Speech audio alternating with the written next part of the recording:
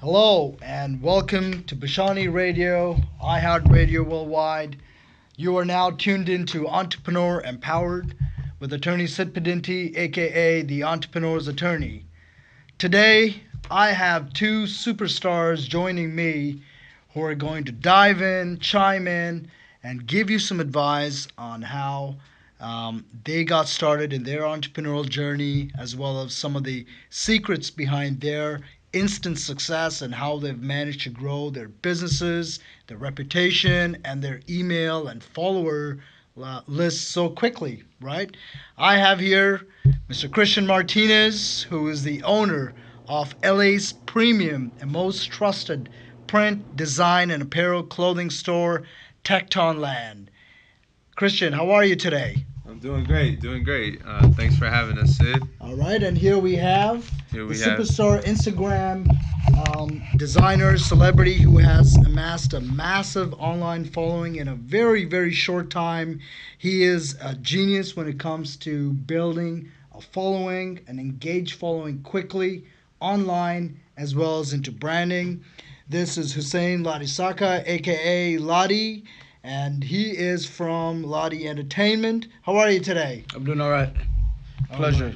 We're gonna have a great time today. Let's get it. Let's That's get it going. right. So entrepreneurs, as you know, in Entrepreneur Empowered, what we focus on is on understanding, breaking down, and empowering you, the listeners, with information, with strategies, with techniques, with behind the scenes tactics that entrepreneurs perform every single day in their business to penetrate the market, to gain an advanced position, to beat competitors, to penetrate the market in a variety of ways so they can develop multiple revenue streams of their business and some of the ways on how they have done that successfully so far. So let's start with Christian today. So Christian, why don't we get some words for you? Why don't you tell us, how did you get started as an entrepreneur? Tell us about your background. Who are you? Where are you from? How did you end up in doing what you do right now? Yeah, well, once again, Sid, thanks for having us. You gotta speak up, Christian. The audience can't hear you. It's been a pleasure getting to know a little bit of Sid's background and how I got started was actually back in high school.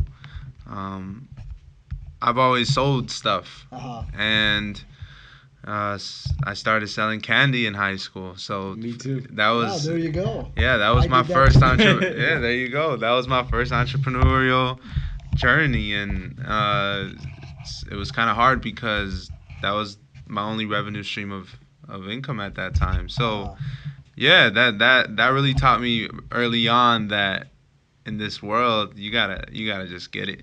right. And And every dollar that people earn, people think it's easy to sell stuff. It's not. Every dollar, every single dollar is tough to get and earn, right? You can just leave that here. I think that's fine. And making a sale is tough, right? We go buy products all the time online and stuff, but getting someone to come in on the spot is tough, right? Even for yeah, candy.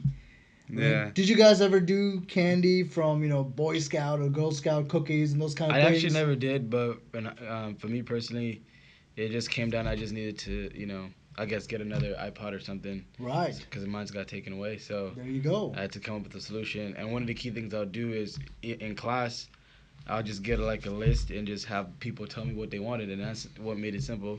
And that's how I was able to scale like the top, I guess performers Right. to Okay. like what was working, what was not, so you don't repeat the same mistakes. There you go. So learn from the mistake of others has been an early integration of how we've sort of broken this down. So, Lottie, why don't you tell us about yourself? Where are you from? Who are you? What do you do? I'm from London and I'm Nigerian. What I typically do is I do just work on a lot of different kind of projects. Right now, I work closely with Tecton Land as far as just bringing people, working on closing deals, and also just try to help out people, with any issue that they have, from music to social media stuff. So Right. That's great. And so, Christian, you Yeah.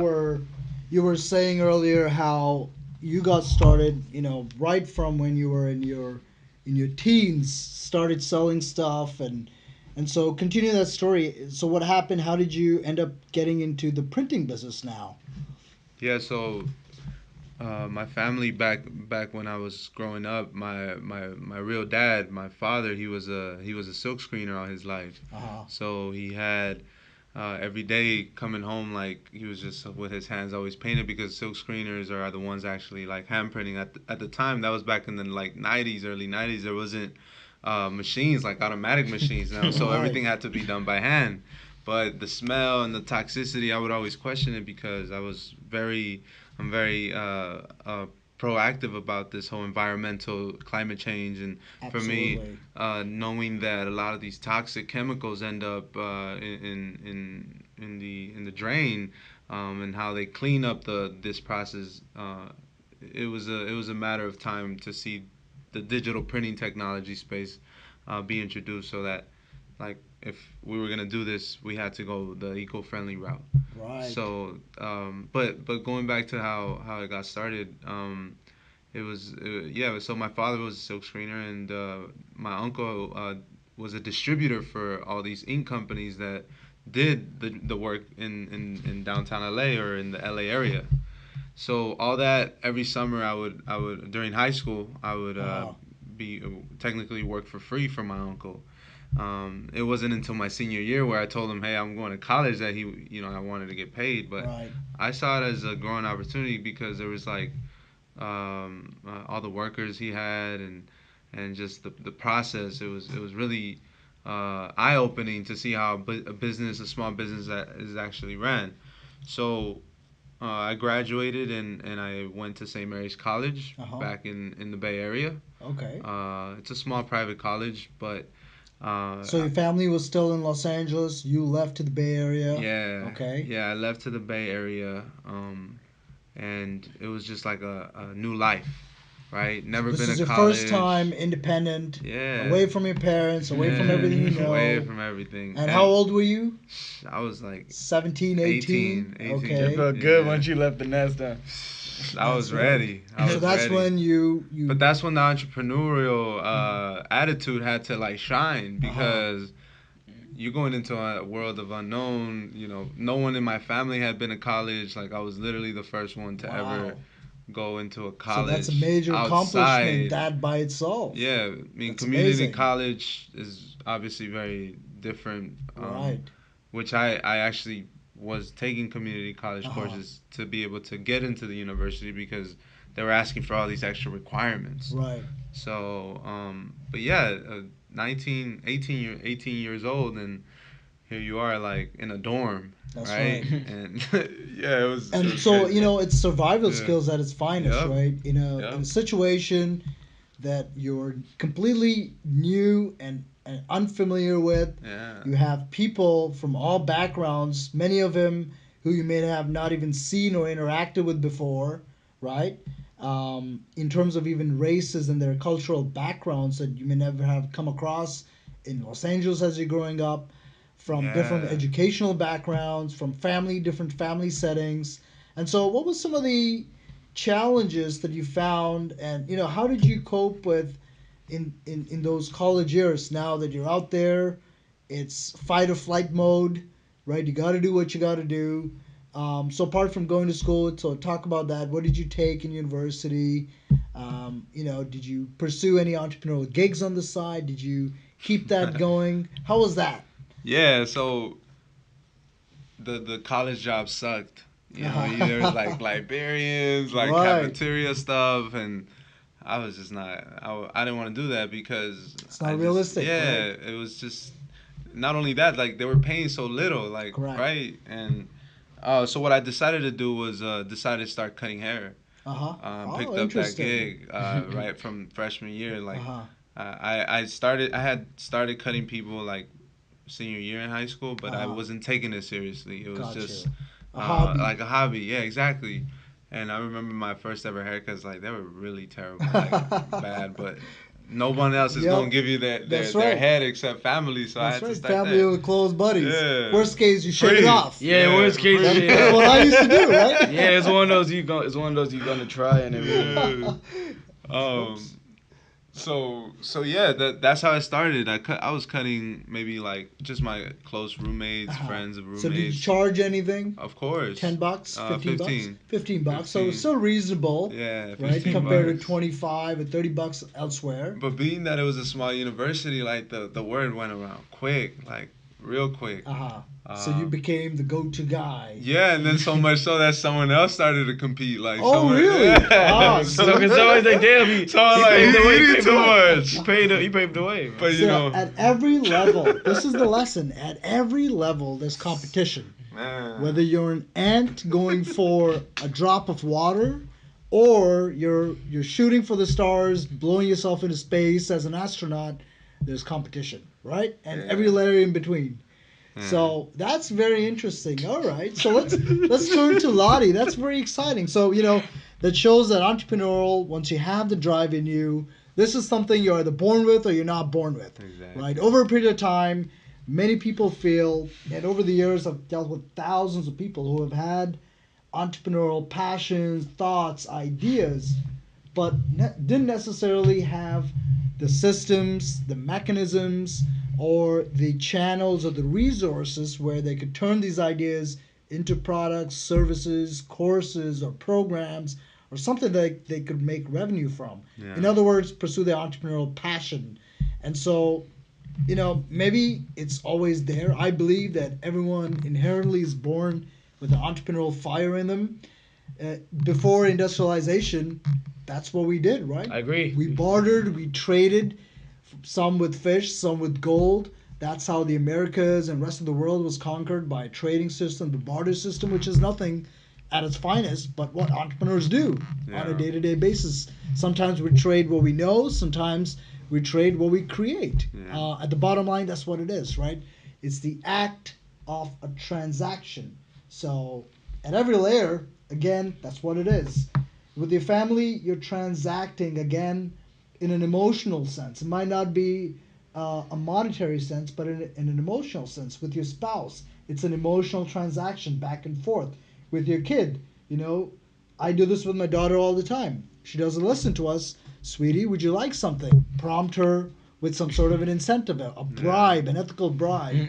As entrepreneurs, that's what we do over and over again. So at every layer, people are inherently born to transact, to interact, to be social.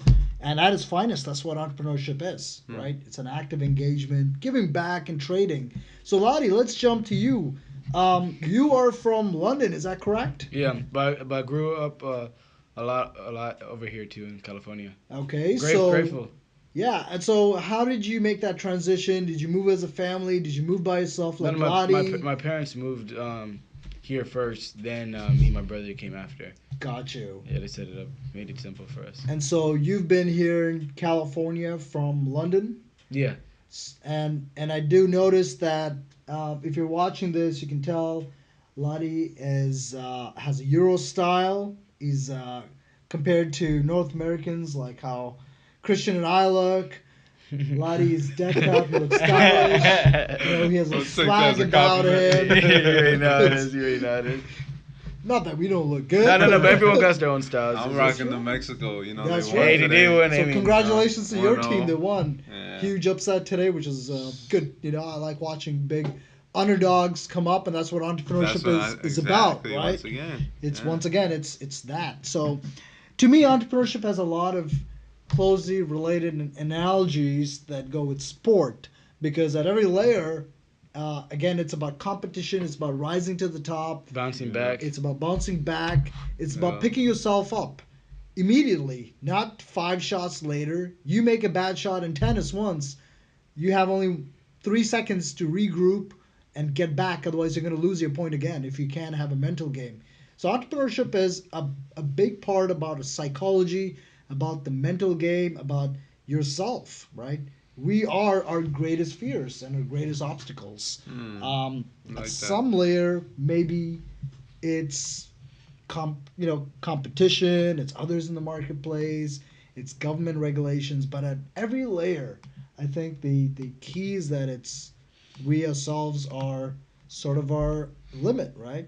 We can do what we got to do. 3 months ago, I didn't think I could host a show. Now I have over 1 million people logging in every month. So that's, you Wow. you never know what can You happen. never know. And Lottie, why don't you? Sorry to cut you off there. So let's jump back to you. Tell us about yourself. What do you do here? How did you amass this massive following on Instagram? Who look to you for motivation? Who look to you for advice? Who look to you for helping them make their livelihood? How did you be immersed into the space? Honestly, like just like you talked about, we all sold candy in high school. Uh huh. So that was like one of the first steps of trying stuff out. My grandmother, it was an innovator too as well. She used to. I used to always be forced to go to downtown LA, kind of like how like you have to barter with the people with the clothing and the garment and all that kind of stuff. Like Right. I used to do that with my mom and my grandma, and they used to go sell clothing back in Nigeria and London.